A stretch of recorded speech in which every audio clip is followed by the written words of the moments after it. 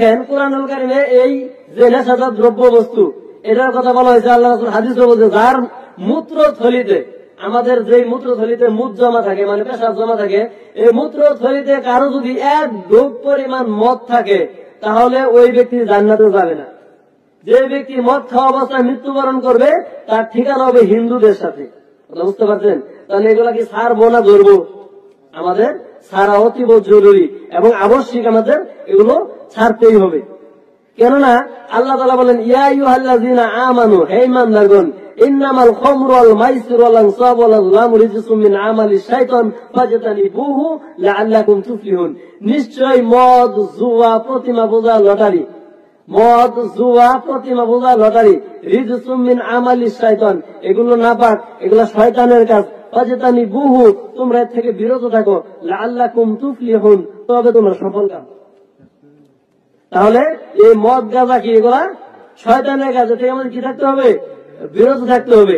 তাহলে কুরআনুল কারীমের আয়াত দ্বারা বোঝা যায় মদ খাওয়া কি যাবে না, সুদ খাওয়া যাবে না, ঘুষ খাওয়া যাবে না। আর রাশিয়াল মুরতাশি খিলাহুমা ফিন্নার, যে ব্যক্তি ঘুষ দেয়, ঘুষ খায়, খিলাহুমা ফিন্নার, উভয়ই যাবে জাহান্নামে। আলোচনা কি ভালো লাগতেছে না খারাপ লাগতেছে? টক টক লাগতেছে? হ্যাঁ, দিচ্ছেন তো আমার কোন সময়? আমার দিচ্ছেন 12টার সময়। আমি কিন্তু অনেক কষ্ট করে আইছি। আর যে এলাকা আলেমদেরকে সম্মান করে না তাহলে আসলে ঝামেলা। এরপরে কিন্তু আমি ধৈর্যের সাথে কথা বলতেছি। কয়েকজন লোক আছে, আমি কি আলোচনা খারাপ করতেছি? আমি কি বাপদাদার কাহিনী বলতেছি? ওই যে তাহিরি কয় না, গিয়াসউদ্দিন তাহিরি, ছেড়ে দিব ভাই, চিল্লায় মার্কেট পাওয়া যায় না। আমি কি চিল্লাচিল্লি করতেছি? চিল্লাচিল্লি করতেছি না, কিন্তু জাস্ট কোরআনের যে মেসেজ গুলো আমি কোরআন এবং হাদিস থেকে বলতেছি। আমি এতক্ষণ পর্যন্ত যে কটা হাদিস বলছি এবং যে কটা কোরআনের আয়াত বলছি, আপনি এই ময়মনসিংহ বিভাগে 7টা মাহফিল শুনবেন। 7টা মাহফিলে যদি তোগুলো হাদিস এবং কোরআন বলতে পারে আমার নাম্বারে ফোন দিবেন, অমুকে হুজুরে বলছে। কারণ আমরা পড়াশোনা করে আলোচনা করার চেষ্টা করি, মানুষ যদি কিছু দেওয়ার চেষ্টা করি। খালি আইলাম পেট করে খাইলাম আর গেলাম গা, খাইরুন গিয়ে গান গায়া, ওরা সুযোগ নাই। কথা বুঝতে পারছেন? আমাকে আল্লাহ তাআলা যতটুকু জ্ঞান দিচ্ছে আমি সেটার আলোকে বলতেছি। কথা বুঝতে পারছেন? আমি আবার অহংকার করতেছি না।